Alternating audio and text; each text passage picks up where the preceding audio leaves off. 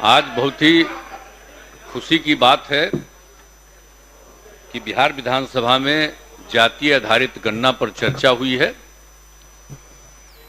और 9 पार्टियों के परामर्श से ये निर्णय लिया गया था। तो आज 9 पार्टियों के लोगों ने अपनी अपनी बात रख दी है और जो कुछ भी इसके पहले हुआ है उसके बारे में बताया गया है। आप सबको मालूम है कि देश में पहली बार बिहार में जाति आधारित गणना का काम शुरू किया गया। सरकार द्वारा जाति आधारित गणना के आंकड़ों को विधानसभा में पेश कर दिया गया। अब इन आंकड़ों के आधार पर आप सभी को बिहार के लोगों के सामाजिक, आर्थिक और शैक्षणिक स्थिति के बारे में अवगत करा दिया गया। मैंने जो भी स्थिति आंकड़े से जो कुछ भी आया है उन सब चीजों को पूरे तौर पर रख दिया गया है। हम तो आग्रह करेंगे कि जरा गौर से देख लीजिए, जो सवेरे सब लोगों को दे दिया गया है। आप देखिएगा कि एक एक जाति के आधार पर, एक एक इलाके के आधार पर पूरी जानकारी दी गई। तो आप उसको देख लीजिएगा और इसके बारे में तो जो कुछ भी हुआ है, अब सभी दलों ने तब तक इस संबंध में अपनी अपनी बात रखी है। तो अब सबसे बड़ी चीज है कि देखिए, जो सबसे पहले जो आप लोग बात बोलते रहते हैं, तो हम तो पहले भी न बोल दिए थे भाई, 17 में भी बोल दिए थे, अब 20 में भी बोल दिए थे यही हाउस में। तो हम फिर आपको बता देना चाहते हैं। और उस दिन जब हम लोग 9 पार्टी का मीटिंग किए, जब रिपोर्ट आ गया तब भी हम बता दिए थे कि आखिरकार कब हमारे मन की राय हुई और बाकी कौन क्या बोलते हैं, इस सब चीज को भुला जाते हैं। हम जब आप ही लोग, हम लोग सब साथे थे, तो हमारा जो कम्मा है उसको भुला जाते हैं। क्या भूलते हैं? याद करिए और याद करिए कि किस तरह से इसकी शुरुआत की गई। ये 90 की बात है, जब हम लोग थे केंद्र में और उस समय एमपी बन करके, तो उस समय जो कांग्रेस पार्टी ने जिनको राष्ट्रीय अध्यक्ष बनाया था, अब वो ये जो बने थे प्रेसिडेंट, राष्ट्रपति थे, राष्ट्रपति महामहिम ज्ञानी जैल सिंह। आज जब हम बने थे ना मंत्री वहां, उस समय 70 की बात है, तो जहां हमको रहने का जगह मिला था, उसके 3 जगह के बाद वही थे ज्ञानी जैल सिंह। और उन्हीं का खबर आया कि वो मिलना चाहते हैं। हम कह रहे भाई राष्ट्रपति थे, यहां आए थे वो, और यहां पर आए थे और उसमें यहां पर एक उद्घाटन करने के लिए, यहां पर कार्यक्रम में, नहीं अस्पताल का नहीं, उनका उद्घाटन करने आए थे जेपी का। तो यहां पर आए थे और उस समय तो उनसे परिचय हो गया था हम लोगों का, एमएलए थे तब की बात है। और जब वो हमको खबर दिए कि हम आके मिलना चाहते हैं, हम कह रहे बापू इतने बड़े नेता, हम कहला हम ही चले गए। जैसे ही हम आए ऑफिस से तुरंत हम उनके यहां चले गए। आज जब गए साहब, 1 घंटा उन्होंने ही हमको समझाया, कहा कि देखो एक बात समझो, जो होना चाहिए इस देश में जाति आधारित जनगणना होना चाहिए। तब उनकी बात सुन करके ही हमको समझ में आया कि इस पूरे देश में जाति आधारित जनगणना होना चाहिए। ये मेरा 1990 की बात है और उसी समय हम इस बात को समझे।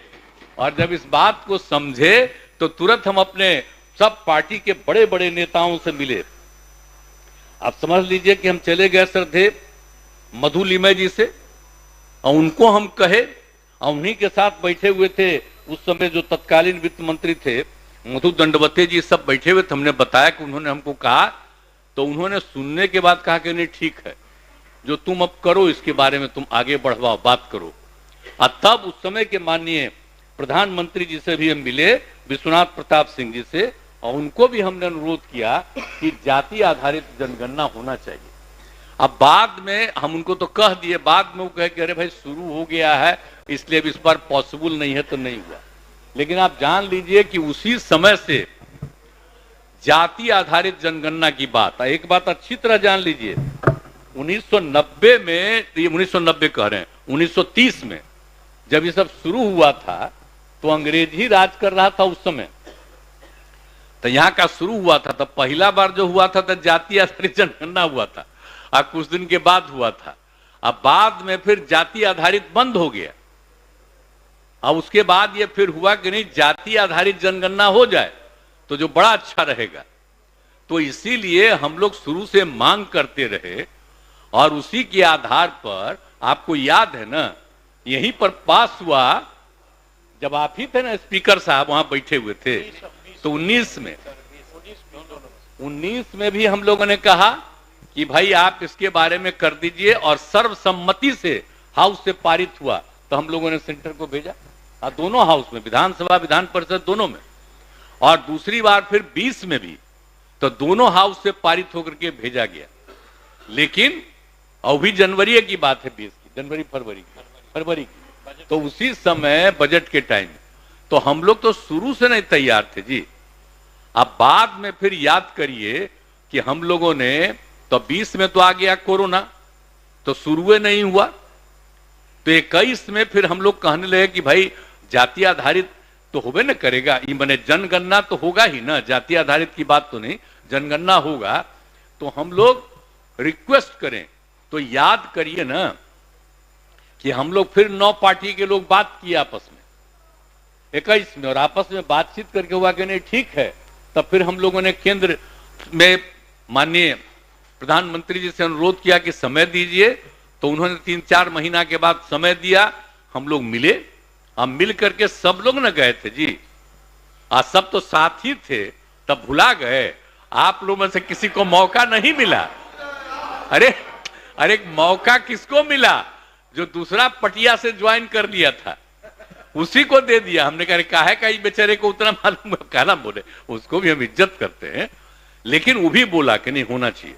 और सब लोग बोले, ये लोग सब थे, विपक्ष में थे, हम लोग तो इधर थे, आप भी इधर थे, और उस समय जाके उनको हम लोगों ने अनुरोध किया, और अंत में बाद में वो कहे कि नहीं साहब जो होगा नहीं अभी। एक बात ऐसे ही जनरली कह दिया गया कि भाई अपना राज्य में करना है, तो अगर उस समय की बात है भूलिएगा मत। अभी तो जाता है कोर्ट में, कौन जाता है, खोजना ना चाहिए कि ये जाता है कोर्टवा में। याद करिए ना भाई, उसी समय बात हुआ, तब हम लोगों ने फिर मीटिंग किया 9 पार्टी का कि हम लोग करेंगे, तो सबकी सहमति हुई। और जनगणना, जाति आधारित जनगणना तो केंद्र का था, तो हम लोगों ने कहा कि जनगणना का तो पावर उनको है, तो हम लोग जाति आधारित गणना करेंगे, जनगणना नहीं। उसमें भी सब कह रहा था, तो कह रहे जनगणना तो करेगा केंद्र, हम लोग तो गणना की बात किए। तो एक एक बात कह करके हम लोगों ने सफाई दी थी, और उसी आधार पर सबके राय से आज जो काम शुरू कर दिया गया, बोलिए। और उसी आधार पर जो हुआ, फिर अलग अलग भी हो गए, अलग बात है, लेकिन सबकी सहमति से हुई है। और उसके लिए बड़े पैमाने पर लोगों को लगाया गया, उस सबकी ट्रेनिंग हुई, और उसके आधार पर उन लोगों ने काम करना शुरू किया है, और उसी के आधार पर हुआ। और वो जब चल रहा था तो बीच में कोई कोर्ट में कर दिया, तो जनवरी याद करिए, इसी साल के जनवरी में सबसे पहले उन लोगों ने कहा कि जितने लोगों का बिल्डिंग है, घर है, उस सब के घर पर जाकर के एक एक जगह देख करके और सब में लिख करके दिया, बात किया कि आप लोग कौन कौन हैं, और वहां पर एक एक चीज लिख किया। और उसके बाद फिर और भी पूरा जब एक जगह से निकला, तो और भी पूरा अपना मीटिंग करके उन लोगों ने आपस में विचार करके और इसका काम 4 महीने के बाद शुरू किया। और कहा कि थोड़ा समय दे दीजिए, और समय दे दिया गया, और उसको उन लोगों ने काम करना शुरू कर दिया। और जब काम शुरू हो रहा था, काफी तेजी से काम हो रहा था, तब तक वो कोर्ट में चला गया, तो कोर्ट ने इसको रोक दिया।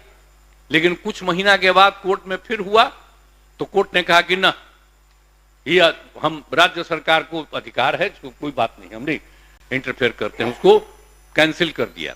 तो काम शुरू हो गया। और उस बीच में सुप्रीम कोर्ट में भी चला गया, सुप्रीम कोर्ट ने कहा कि नहीं, हम इसमें इंटरफेयर नहीं करेंगे, और समय बहुत आगे का दे दिया है, बोलिए कई महीना के बाद। इस बीच में पूरा काम शुरू हो गया। तब पूरा काम जब शुरू हो गया, तो जो भी जाति आधारित गणना के आधार पर जो भी रिपोर्ट्स आए, तो उन रिपोर्ट्स के आधार पर फिर हम लोगों ने जो बात किया, बोलिए, आपस में बैठ करके बातें न कर दिए, 9 पार्टियों का सब लोग बैठ करके बातें किए, और उसमें भी हम लोगों ने कहा, सब लोग कुछ कुछ बोल रहे थे, हम कह रहे देखिए ना भाई, आ रहा है रिपोर्ट, और हम लोगों ने तो इसमें कही न दिया था कि जाति आधारित गणना तो होगा ही, लेकिन इसके साथ साथ सबकी आर्थिक स्थिति का भी हम लोग करेंगे। याद करिए ना, हम लोगों ने तय किया था कि हम सिर्फ गणना नहीं करेंगे, उसके अलावे सभी परिवार की आर्थिक स्थिति के बारे में जानकारी लेंगे। तो ये दोनों काम करके, तो उसी समय हम कह दिया कि दोनों रिपोर्टवा वो फाइनल कर लिया है, और जब हाउस शुरू होगा तो उसमें इन सब चीजों को रख दिया जाएगा, और उसमें भी सब लोगों की राय ली जाएगी। तो अब तो बात रख न दिया गया है भाई, अब इतना बढ़िया रिपोर्ट हो गया है। अब कहीं कहीं कोई बोल देता है कि इस जात का बढ़ गया, उस जात का बढ़ गया। हमको जरा बताइए, जब इसके पहले जाति आधारित जनगणना हुई ही नहीं, तो आप कैसे कह रहे हैं कि जात का घट गया, इस जात का बढ़ गया? ये बहुत बोगस बात है, बहुत बोगस बात है, ये सब नहीं बोलना चाहिए। और जब भी हुआ है केंद्र सरकार के द्वारा, सुनिए, बैठिए ना, अरे आप हमारे मित्र हैं, बैठिए ना, मेरा बतवा सुन लीजिए, उसके बाद सुने, हम बात कह देंगे, इसके बाद आप कुछ कहना चाहिएगा तो आपका भी सुनेंगे। मेरा बतवा प्लीज सुन लीजिए, हम तो आपका बतवा नहीं, आपको इज्जत कितना करते हैं, आपके घर हम नहीं गए हुए हैं, तो क्या चिंता कर रहे हैं, छोड़िए ना, सुन लीजिए पूरा बात। तो हम ये कह रहे हैं कि जो दोनों काम हम लोगों ने कर दिया, और जब इतना ज्यादा वो कर लिया रिपोर्ट, तो पब्लिश हो गया है, तब आपके सामने रख दिया गया है। तब अभी कोई बोल देता फलाने जात का ही हो गया, उस जात का ही हो गया, अरे तो इसके बारे में सोचने की क्या बात, आ गया तो हम तो बराबर कहते हैं कि अगर जरा भी है तो हम तो केंद्र से बराबर न कहें शुरू से कि केंद्र को करा लेना चाहिए, जाति आधारित जनगणना कर ले। तो अभी तो देर न हुआ है जी, 20-21 में जो होना था वो नहीं हुआ है, अभी तक देर हुआ, हर 10 साल पर हो रहा था। तो अगर जितना जल्दी इसी साल शुरू कर देना, और अगर इसी को मान ले जाति आधारित जनगणना आप पूरे देश का कर लेंगे, तो आपको आज लगता है कि बिहार में, तो बिहार का जो भी हुआ, पिछले बार का जो भी रिपोर्ट आया है, बोलिए 10-11 का जो रिपोर्ट आया या 20 का जो रिपोर्ट आया, तो जो भी है तो क्या है, अब पहले से संख्या बढ़ती ही ना गई है जी। पहले जो था उसमें 8 लाख से कुछ था, और दूसरी बार बढ़ करके हो गया, माने 10-11 में 10 लाख से आगे, और इस बार बढ़ के हो गया 12 लाख से आगे, 12 करोड़ से। अब इसी में तो एक एक बात बता दिया गया है कि टोटल की संख्या एक एक जगह जो देखा गया, और उसी में उसके परिवार के लोग यहां नहीं बाहर रहते हैं। हम एक आग्रह करेंगे, जब शुरू हुआ था तो हम भी अपने घर पर गए, जहां मेरा जन्म हुआ बख्तियारपुर में, और वहीं पर जाकर के हम भी थे, और जो कर रहा था एक एक बात वो बुलाने गया था, हमारे भैया कर देते, लेकिन हम भी गए, सबको कहा सबको लेके चलिए, एक एक बात हमने कहा कि भाई हम लोग इतने हैं, आप भैया का 2 लड़का दिल्ली में है नौकरी, और उसका भी एक एक बच्चा वहीं रहता है, तो इसलिए उसको यहां पर कैसे, उसको तो बाहर। इसी तरह से तब जो कहते हैं कि हमको नहीं पूछा, तो हम तो आग्रह करेंगे कि भाई जो हो रहा था तो सब लोग अपने अपने घरवा पर गए, कह रहे जाना चाहिए ना, हम आपको बता जानने का है के लिए नहीं, मेरा बतवा सुन लो, बाद में जो कहिएगा। हम कह रहे हैं कि पहला दिन जो शुरू हुआ तो हम खुद चले गए, आई पूरा मीडिया में नहीं छपा था कि हम भी वहां पर बैठे हुए हैं, कितना न्यूज छपा था। अब बाहर में पटना से लेकर के 25-30 मीडिया का लोग वहां पर था, और सब हमसे पूछ रहा था बात। तो एक एक बात हम कहे सबको करना चाहिए भाई, जो रिपोर्ट आ गया, और जब भी हम भी रिपोर्ट देखे तो देखे नहीं, हम जिस जतिया के हैं तो उसके बारे में जो मानता था कि इतना है तो उससे घट गया, तो किसी के बारे में कम था उसका देखे कि बढ़ा हुआ, किसी का और कम है। तो कहने का मतलब उसे क्या कीजिएगा, इसका मतलब है कि जिनकी आबादी बढ़ रही है तो जरा भुला रहे हैं। अब जो बतवा हो रहा है, अगर सब चीज का आंकड़ा अभी हम आपको बता रहे हैं, आप देख लीजिए।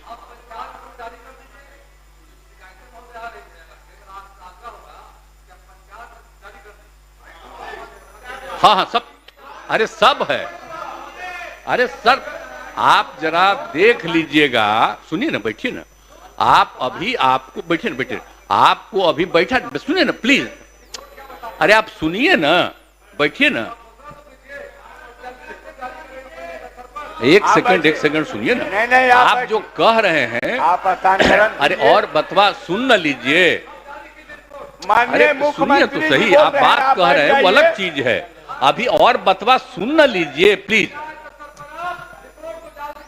अब तो आप बोल दिए ना, अरे भाई आप एक बात बोल रहे हैं, बैठिए। अरे अभी तो आप बोल दिए, दे दिया गया पूरे राज्य का आपको, आप कह रहे हैं कि सबका सर्वे हुआ है और उसको भी एक एक चीज को पब्लिश कर देना चाहिए, एक बोल रहे हैं, तो हम लोग भी कहेंगे कि वो भी कर देना बाद में, इसमें क्या दिक्कत है। असली चीज है कि जो अच्छा आज तक हुआ है, याद करिए ना, आज तक जो केंद्र से जो किया जाता है, जनगणना जो होता है पूरे राज्य का, देश का, तो उसमें कहीं पर भी किसी पंचायत का किसी का कुछ आता है रिपोर्ट?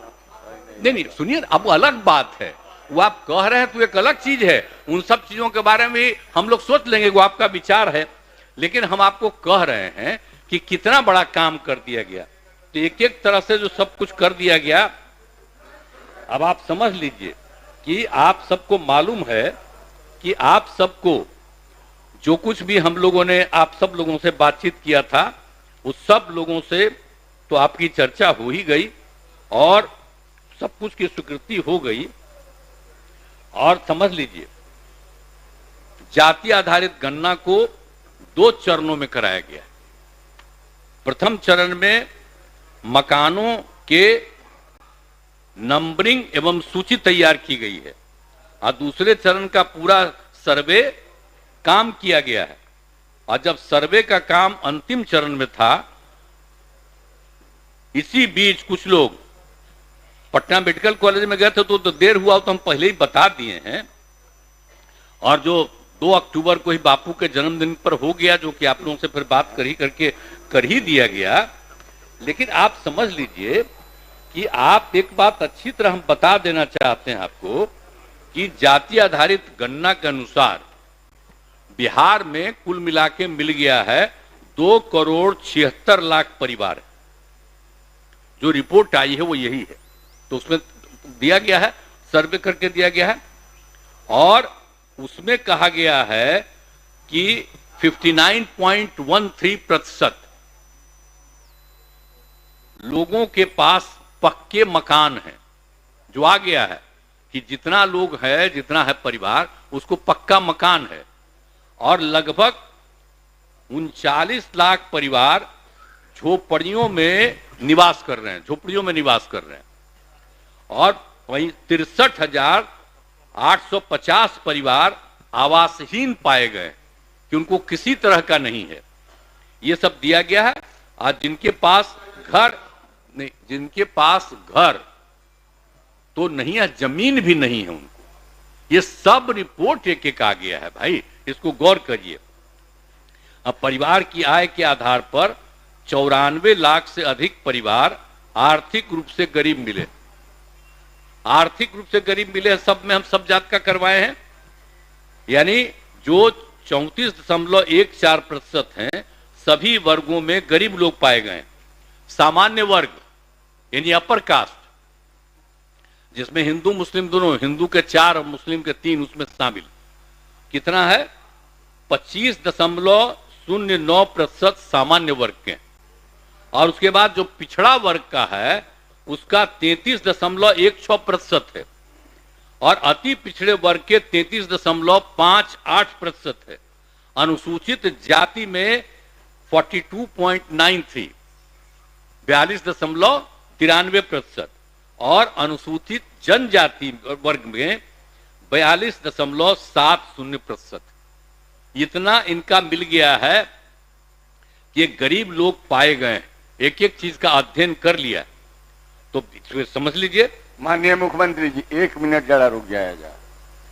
माननीय सदस्यगण, आज के लिए निर्धारित कार्यों के निष्पादन होने तक सदन की सहमति से बैठक की अवधि विस्तारित की जाती है। शुरू किया। ठीक। तो अब ये बात कह रहे हैं आपको कि अब क्या हो गया है 2011 के जनगणना की तुलना में साक्षरता दर 61.8 के से बढ़ करके, अब सोच लीजिए साक्षरता दर कितना बढ़ा। हम लोग कितना मेहनत किए, भूला गए हैं? हम लोग लगातार जो लोगों के हित में काम किए हैं, तो साक्षरता दर से बढ़कर 79.70% हो गई है। महिला साक्षरता में बहुत सुधार हुआ है, 51.5 से बढ़कर 73.91% हो गया है। कितना विकास हुआ देख लीजिए। अब बिहार महिला शिक्षा के स्थिति में उल्लेखनीय सुधार हुआ है। अब 11 की तुलना में अब बिहार में मैट्रिक पास महिलाओं की संख्या 24,81,000 से बढ़ करके कितना पढ़ाए हैं, तो सब है रिपोर्टेड आपका, क्या भूलिएगा मत कि 24,81,000 से बढ़कर 55,90,000 हो गई है। 11 की तुलना में कितनी पहले लड़कियां पढ़ी हैं?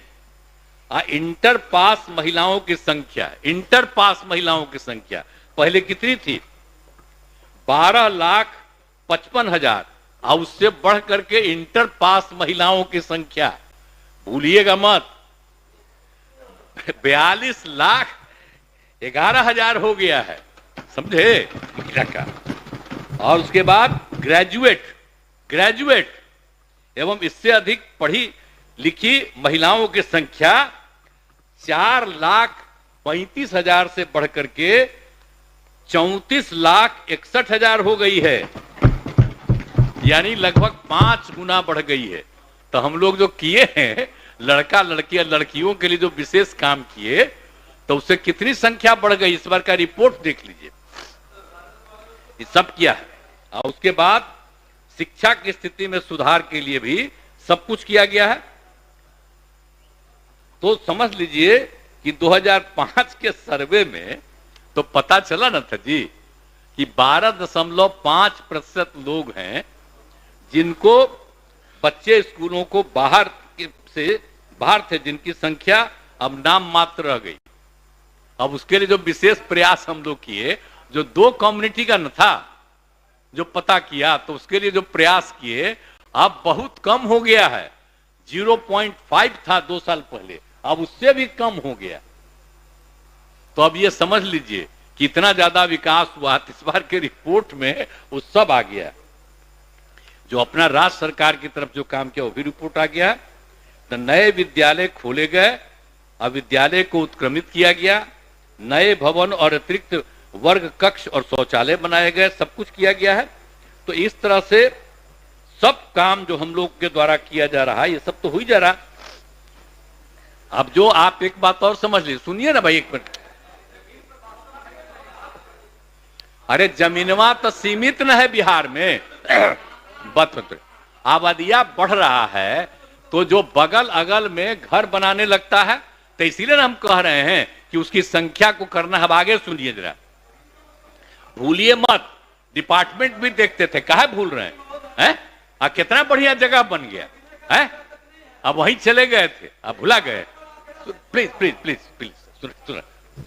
2011 की जनगणना में 6 वर्ष से छोटे बच्चों की संख्या, कुल जनसंख्या आप देख लीजिए, 6 वर्ष से छोटे बच्चों की संख्या तो 11 में हुआ था, उसमें निकला था 18.46%।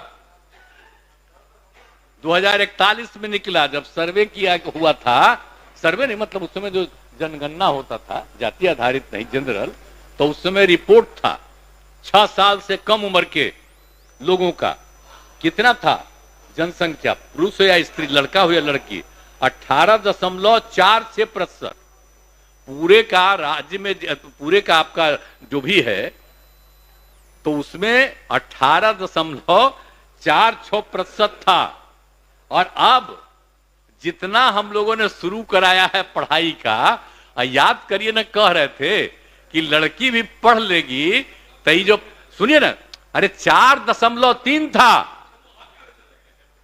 सुनिए ना भाई, छोड़िए ना, वो तो सबके परिवार में ही तो है 9 गो, छोड़ो ना, उसे क्या हुआ। अरे हम तो शुरू कराए, अरे अब घट रहा, सुनो ना एक बार, अरे सुनिए ना, सुन बात हम कर रहे, वो धीरे धीरे, अब धीरे धीरे हो जाएगा। यही को देख करके जो हमने तय करवाया, सुने ना बात, सुना, सब परिवार का हो जाएगा धीरे धीरे आगे। तो वो जरूरी चीज न है। तो जो हम लोगों ने कहा कि अगर पढ़ लेगी लड़की और वो जब शादी होगा लड़का लड़की में, तो जो पुरुष है वो तो रोज रात में जो सदिया होता है उसके साथ करता है ना, तो उसी में और पैदा हो जाता है। और लड़की पढ़ लेती है तो हमको मालूम था कि वो करेगा ठीक है, लेकिन अंतिम में भीतर मत घुसाओ, उसको बाहर कर दो। करता तो है, तो उसी में अब समझ लीजिए संख्या घट रही है।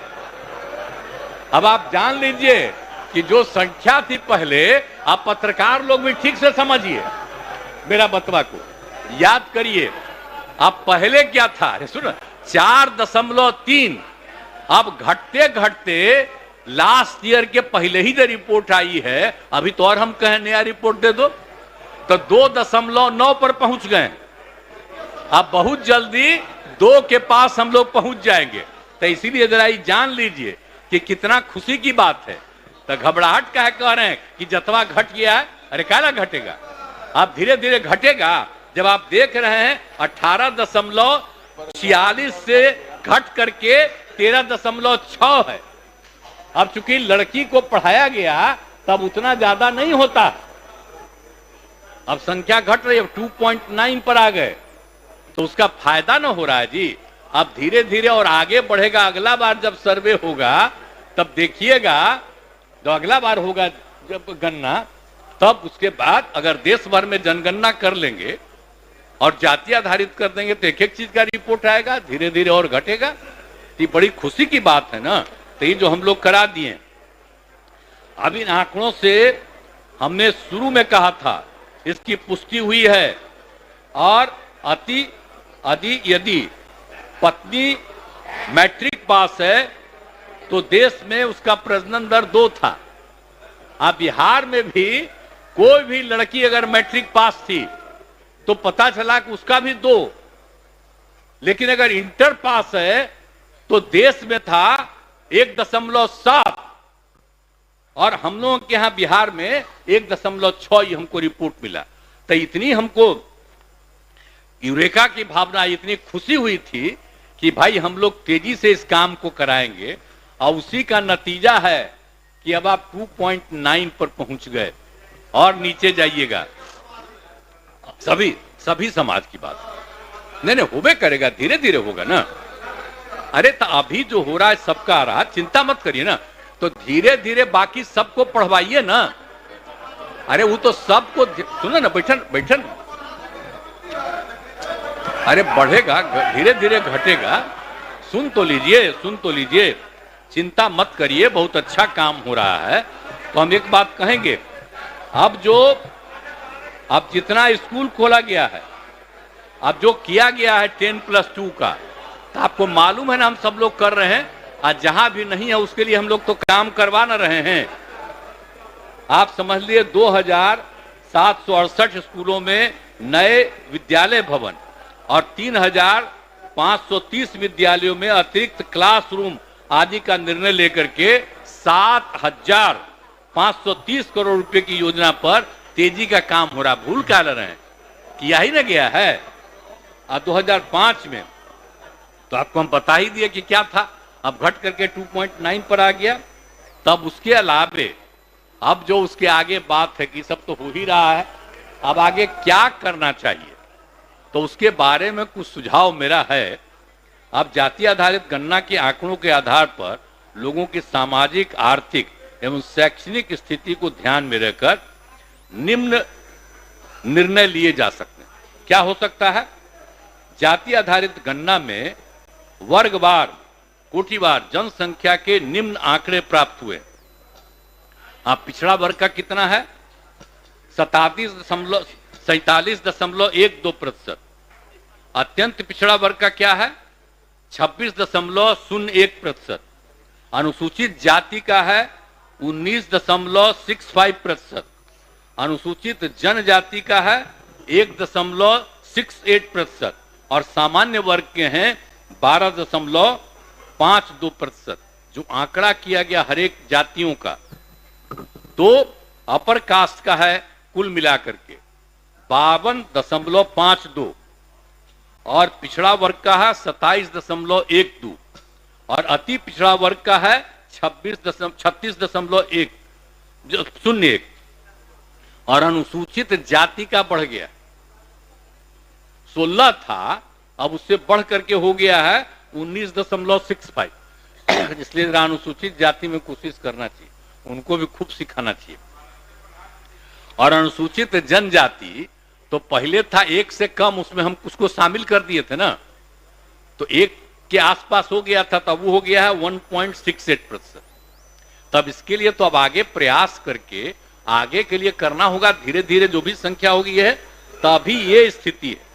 तो अनुसूचित जाति और जनजाति की जनसंख्या अनुपात में वृद्धि के कारण अब आप जानते हैं ना कि जब भी जो भी दिया गया है 50% का है, तो अनुसूचित जाति और जनजाति को सेंट% मिलता है। तो अभी तक बिहार में क्या था? 16 और 1 17। तो अब चूंकि संख्या बढ़ गई है 19.65, तो ये 19.5 से आगे है, तो अनुसूचित जाति को 20 करना पड़ेगा, अनुसूचित जनजाति का 1.68 है तो उसको 2 करना पड़ेगा, तो 22% देना पड़ेगा 17 की जगह पर। ये तो स्वाभाविक है ना, उनको सेंट% का शुरुआत से ना प्रावधान है भाई, तो उनके लिए तो देना ही ना पड़ेगा सरकारी सेवाओं में। बेटे ठीक है, अरे धन्यवाद, सुन बेटे आप स्थान ग्रहण कीजिए, बैठिए बैठिए। अरे अभी आगे वाला एक बोलने मिनट, दीजिए, अरे बोलने प्लीज, दीजिए, अरे इसके बोलने बाद कहिएगा, हम सुन रहा। अरे पहले सुन लीजिए ना प्लीज, अरे सुन लीजिए ना। हाँ, ठीक है, बैठिए ना, बैठिए ना। हो गया, अरे हम तो आपको बता दे रहे हैं। तो ये हो जाएगा अनुसूचित जाति का 20% और अनुसूचित जनजाति का हो जाएगा 2%। तो पिछड़े वर्ग की महिलाओं के लिए पूर्व से प्रावधानित 3% आरक्षण को पिछड़े और अति पिछड़ों के आरक्षण में समाहित किया जा सकता है, तब उसकी कोई आवश्यकता नहीं है। अब तो हम 35% दे दिए हैं, तो उसके लिए क्या जरूरत है उनको 3% कहीं करने का? पिछड़ा कोई आवश्यक है नहीं, उसको अब छोड़ देना चाहिए। वो तो दे ही रहे हैं हम लोग 35%, पूरे बिहार में दे रहे हैं हर जगह महिलाओं को, इसलिए उसकी कोई आवश्यकता नहीं है। लेकिन अगर आप अब 50 में 22 हटेगा तो मात्र 28% न बचा पिछड़ा और अति पिछड़ा के लिए। आज संख्या कितनी हो गई जरा तो देख ही ना लिए हैं, कितना हो गया? 63%। दोनों को मिला करके जो हुआ है उसके हिसाब से 63% उनकी संख्या, और कुल मिलाकर के आप समझ लीजिए तो अब उसको कितना बचा? 28% न बचा। और अपर कास्ट में तो आप जानते हैं कि अभी 2 साल पहले केंद्र सरकार में किया कि उनके पिछड़ेपन को 10% करेंगे, तो हम लोगों ने तुरंत स्वीकार किया और 10% हम लोग भी यहां कर रहे हैं। तो 50% है अनुसूचित जाति अनुसूचित जनजाति का सेंट%, और बाकी जो पिछड़ा अति पिछड़ा का है उसमें जो बचा है वो। और फिर अब केंद्र ने 50 के अलावे 10 किया, उसको स्वीकार किया गया, तब तो अपर कास्ट में 10%। तब अपर कास्ट का आप देखिएगा तो आपको संख्या का पता चलेगा कि अपर कास्ट में कितनी संख्या हो जाती है। तो अभी जो है कि 28% बचा है, तो इसीलिए अब जो कुछ भी है आर्थिक आधार पर 10% आरक्षण दिया गया, तो उनकी जनसंख्या अनुपात के आलोक में लगभग 64% है, जो बता दिए अभी आपको। अनुसूचित जाति जनजाति के लिए जब 100% का आरक्षण जो हम बता दिए हैं, तो पिछड़े और अति पिछड़े वर्ग के लिए आरक्षण बढ़ना नहीं चाहिए भाई, इसका बढ़ना नहीं चाहिए, यही हमारा कहना है। ठीक है, तो इसका बढ़ना चाहिए। तो मेरा ये कहना है कि भाई जो 50% है तो कम से कम हम 65% कर दें, ताकि 22 से आगे तो 65% कर दिया जाए 50 की जगह पर। 10% सुनिए ना, 10% अपर कास्ट का पहले से है, तो 65 और 10 75, तो बचेगा 25। तो पहले 40 सबको फ्री था, अब 25 फ्री हो जाएगा। लेकिन बाकी का पिछड़ा और अति पिछड़ा की संख्या को भी कम से कम अब कुल मिलाकर के, और SC ST को जो 50 है उसकी जगह पर हम लोग 65 कम से कम कर दें, या आप लोगों से परामर्श है। चलिए, आप भी एग्री कर रहे हैं, बड़ी खुशी की बात है। अब इसके बाद जो है ना, सुनिए ना, बाद में हम आएंगे। अब इसके बाद दूसरी चीज है, अब जो आपको बता ही दिए हैं कि आर्थिक स्थिति सुधारने का, ये तो हम संख्या बढ़ा दिए कि कुल कितनों को जगह मिलनी चाहिए रिजर्वेशन का, 50 को बढ़ा के 65 की बात हुई। आप आर्थिक स्थिति की बात ये आप लोग किए ना है, तो उसके बारे में भी चर्चा कर देना चाहते हैं कि आप समझ लीजिए 65 पहले ही बता दिए हैं, 25.09% सामान्य वर्ग के हैं, 33.16% पिछड़ा वर्ग के, और 33.58% अति पिछड़ा वर्ग के, और 42.93% अनुसूचित जाति तथा 42.70% अनुसूचित जाति वर्ग के लोग गरीब हैं। हम पहले ही बता दिए हैं। तब सभी को मिलाकर बिहार में लगभग 94 लाख गरीब परिवार है। इस सबको मिला करके देखिएगा, इतना प्रतिशत है, 94 लाख बहुत ही गरीब परिवार, अपर कास्ट हो, बैकवर्ड हो, अति पिछड़ा हो, कोई भी हो, और अनुसूचित जाति जनजाति और हिंदू मुस्लिम सबको, इस सबको मिला करके इतना। तो शुरू से ही विकास में अनेक कार्यक्रम सफलतापूर्वक चलाए जा रहे हैं। अब विशेष योजनाओं का काम चल रहा है। अब जाति आधारित गणना में लगभग सभी जातियों को 94 लाख परिवार गरीब हैं और उनके पास कोई रोजगार नहीं। अब आप सोच लीजिए, कोई रोजगार नहीं उनके लोगों को। बाकी लोगों के पास जो कुछ भी है, अब इतने लोगों के पास कोई रोजगार नहीं, तो उनको तो कुछ मदद करना है ना भाई। तो हम यही कह रहे हैं। एक चीज और कि आप उसके लिए जो कुछ भी किया जा सकता है, 2 लाख रुपए तक की राशि किस्तों में उपलब्ध करा देंगे, मैंने मुफ्त में उनको 2 लाख रुपया का मदद दिया जाएगा हर परिवार को, ताकि कोई कोई काम करो। जितने लोग भी हैं, अपर कास्ट हो, बैकवर्ड कोई हो, तो जितने भी हैं 94 लाख गरीब परिवार, इन सब के लिए हर परिवार को कम से कम 2 लाख रुपया राज्य सरकार की तरफ से उसको मदद की जाएगी, ताकि वो कोई ना कोई काम करना शुरू करे। एक हम लोगों का हमारा विचार है।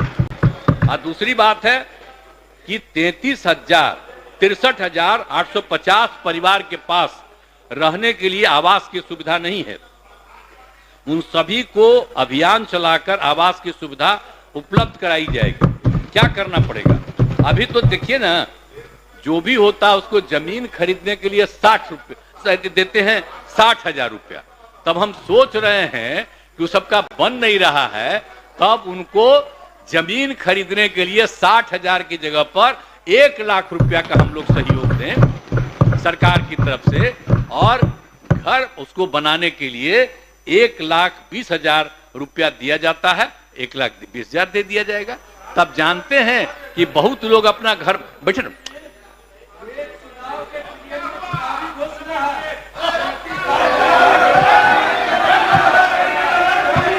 अरे नहीं सब बात, अरे ये सब बात नहीं है। अरे हम तो बेटे, अरे वो सब तो अलग चीज है। तो जो पाया गया भी, अरे सुनिए ना, एक मिनट बात सुनिए। जो पाया गया, तब यही सोच रहे हैं कि उन सब लोगों को जमीन के लिए 60,000 खरीदने के लिए 60,000 रुपया से बढ़ा के 1 लाख रुपया का मदद कर दिया जाए। आप सबको 1 लाख कर देंगे, और और बाकी जो 1,20,000 बनाने के लिए है तो अभी कह रहे हैं। अरे आगे और जरूरत पड़ेगा तो आगे जो भी बढ़ाना हो। अब एक और चीज है, उपरोक्त दोनों, अब सुनिए ना, 1 मिनट, आप लास्ट हम बोल रहे, 1 सेकंड में सुन लीजिए ना। अगर ये दोनों चीज आपको बता दिए कि ये किया जाएगा तो आपको हम बता दें। हमने एक एक आंकड़ा, एक एक चीज हम देखे और खुद सोचे, तो उसमें हमने देखा कि 2,50,000 करोड़ रुपया लगेगा। तो 2,50,000 करोड़ रुपया यानी दोनों कामों के लिए कह रहे हैं कि दोनों कामों के लिए जो भी हम बोले उसको मदद करेंगे तो 2,50,000 करोड़ रुपए की जरूरत होगी। तो इसीलिए हम लोगों ने सोचा कि इसको 5 साल के अंदर हम लोग पूरा कर दें ताकि 50,000 रुपया दें। लेकिन एक बात जान लीजिए, हम सबसे आग्रह करेंगे कि अगर बिहार को विशेष राज्य का दर्जा मिल जाएगा तो आपको और मदद होगी। तब 5 साल नहीं लगेगा, तब 2 ही 2.5 साल में सबका हो जाएगा।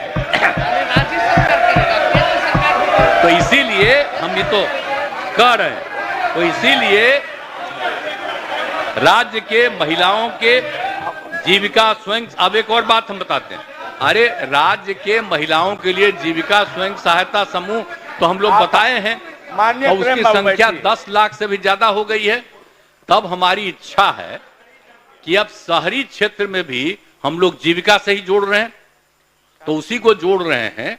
और बाकी और भी हर जाति में गरीबी है, तब सबको प्रेरित किया जाए और चाह रहे हैं कि अब जो हमारा 10 लाख से ज्यादा है ये जीविका स्वयं सहायता समूह का, अब उसको कम से कम 1.5 लाख और बढ़ा दें बहुत जल्दी। आप कुल मिलाकर के जो जीविका दीदियों की संख्या है 1,30,00,000, तो ये बढ़ के 1,50,00,000 से भी ज्यादा हो जाएगी। तो कितना ज्यादा खुशी है, तो इतना ज्यादा सब जीविका दीदियां बन करके और अपने परिवार का, तो सब तरह का घर बनाने के लिए भी दे रहे हैं, वो कोई घर अपना काम करे उसके लिए भी दे रहे हैं, और उसके अलावे हम कह रहे हैं परिवार में जो जीविका से जुड़ जाएंगी तो उनको भी मदद मिले। तो ये भी एक हम सोच रहे हैं। और दूसरी बात है कि अभी भी जो दिया जाता है सतत जीविकोपार्जन योजना, शांति बनाकर एक अलग हम करवाए ना, बोल रहे हैं। एक तो जीविका दीदियों के अलावे एक सतत जीविकोपार्जन योजना जो शुरुआत, अरे बेटे सुनिए, बेटे अरे सुन लीजिए ना, बाद में कहिएगा ना, सबका सुनेंगे। अरे सतत जीविकोपार्जन योजना जो हम लोग बनाए, तो सतत जीविकोपार्जन योजना का जो बनाए हैं, तो अब तक 1,65,000 लोगों ने इसका लाभ लिया है। तब इसमें हम लोग मैक्सिमम मदद उसको 1 लाख रुपया का करते हैं। अगर 2 लाख रुपया का मदद कर देंगे तो इससे और ज्यादा संख्या जो गरीब गुरबा परिवार का है, मतलब आप समझ लीजिए स्वयं सहायता समूह के अलावे सतत जीविकोपार्जन योजना का भी हम लोग ये काम कर रहे हैं। और जाति आधारित गणना में, अब सुनिए ना, पंचायत का बात आपको लास्ट में बता रहे हैं, अरे सुनिए ना, वैसे सुनिए, आप एक लास्ट बात सुन लीजिए, सुन लीजिए। इस जाति आधारित गणना में वैसे पंचायतों को भी चिन्हित किया जा रहा है जहां साक्षरता दर, पढ़ाई लिखाई का स्तर राज्य के औसत से कम है। साक्षरता बढ़ाने के लिए शिक्षा विभाग इन पंचायतों में विशेष अभियान चलाएगा। आप जो बोल रहे थे पंचायत का, तब पंचायत का भी करेंगे। अरे सुनो ना बता, तो इसीलिए हम इतना बात आपको बता दिए।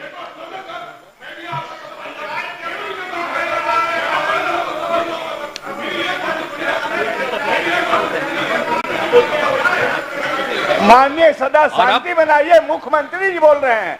अब इसके बाद आप बैठ जाइए, सुनिए, अब हमारा विश्वास है, लीजिए, अब जितना बात हमने आपको बता दिए तो हमारा ये विश्वास है कि जाति गणना के साथ साथ आर्थिक और शैक्षणिक जानकारी के आधार पर खाली जाति गणना नहीं कराए हैं, बल्कि सबकी आर्थिक स्थिति का भी अध्ययन करवा लिए। पर इन दोनों के आधार पर इन ऐसी ऐसी नीतियां बना करके, नीतियां योजनाओं से समाज के गरीब एवं हाशिए पर अवस्थित लोगों का विकास होगा। और न्याय के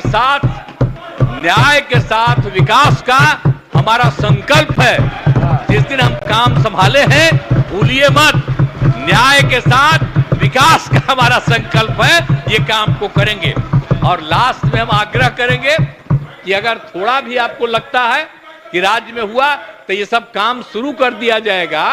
और अगर केंद्र सरकार जाति आधारित जनगणना पूरे तौर पर करा करके, और हम तो आग्रह करेंगे उनसे भी कि आर्थिक स्थिति की भी पूरी जानकारी सबका ले लीजिए और उसी से और नीतियां वहां से बना दीजिए, तो उससे सबको लाभ होगा, सब आगे बढ़ेगा। हम तो केंद्र सरकार से भी अपील करेंगे। और जो कुछ भी रिपोर्ट है, हम लोग ये सारी रिपोर्ट, आज यहां मीटिंग हो रही है और विधान परिषद में भी हो जाएगा, उसके बाद सब हम लोग केंद्र सरकार को भी ये सारी बातों को भेज देंगे कि आप लोग भाई आगे और जो करना है करिए। अब हम लोग तो यहां पर कर चुके हैं, इसलिए यहां के सुधार के लिए हम लोगों की हैसियत है, उसको करेंगे। लेकिन साथ साथ बिहार एक गरीब राज्य है, इसको विशेष राज्य का दर्जा दे दीजिए, ताकि बहुत उत्थान होगा और बिहार बहुत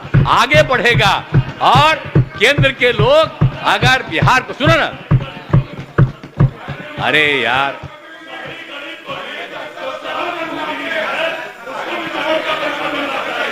ठीक है, अरे सबको मिलना चाहिए। अरे ये ठीक है, आप बोल दिए, अब स्थान ग्रहण कीजिए सरावगी जी। अरे अभी तो बैठ कीजिए, कह रहे हैं कि सुनिए ना, हमारी बात है कि अगर हम लोग जो करना शुरू कर, सुनो ना भाई, बतवा सुन लो, खाली बोल का रहा, कितना बार घर वापस जाते हैं, खाला बार बार बोल रहे हैं आप, सुन न लीजिए। यही चल से बोलना पड़ता है आपको कि हम कुछ बोलेंगे और मीडिया वाला लिखेगा तो कम से कम दिल्ली वाला आपको भी इज्जत देगा। छोड़िए ना, बेमतलब की बात है, हम तो आप ही की इज्जत दे रहे हैं। हम तो कह रहे हैं कि जो बिहार कर देगा, अगर केंद्र सरकार इसको इसी तरह से कर देगा तो उनको कितना फायदा हो जाएगा। और हम लोग तो पूरे राज्य में इस काम को शुरू कर देंगे। और इसके लिए जो भी कानून और जो भी लाना होगा वो भी आपको इसी सत्र में पेश कर दिया जाएगा। इन्हीं शब्दों के साथ आप सबको मैं बधाई देता हूं कि सब लोग मिलकर के एक साथ काम किए हैं और जो भी हुआ है सबके एकजुट होने से हुआ। आप इसको और ज्यादा कुछ करना है तो और किया जाएगा। अभी तो जितना है उसके आधार पर यह निर्णय है और यही आप सब लोगों से आग्रह है कि सब लोग इसके पक्ष में धीरे धीरे बोलबे किए हैं कि हम लोग पक्ष में हैं, तो अब इस तरह से करके हम लोग लोगों के हित में उनके विस्तार का काम कराएंगे। तो इन्हीं शब्दों के साथ आप सबको बहुत बहुत धन्यवाद। माननीय